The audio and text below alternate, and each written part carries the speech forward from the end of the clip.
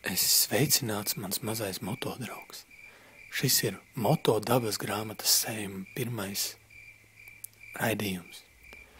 Šeit tu vari vērot, kā vēspinātors guvi savu ziemas miegu. Ārā vēl ir sniegs, varbūt šodien vairs nav, bet viņš vēl guļ. Un jūs varat pētīt, kādi murgi viņam rādās. Ar šī gadsimta jaunajiem radījumiem mēs spējam konstatēt to, ko viņš sapņo. Pa kreisi bildītē jūs redzat, ka viņš iztēlojas, ka viņš brauktu ar savu superīgo vespu, bet realitāte rāda ko citu.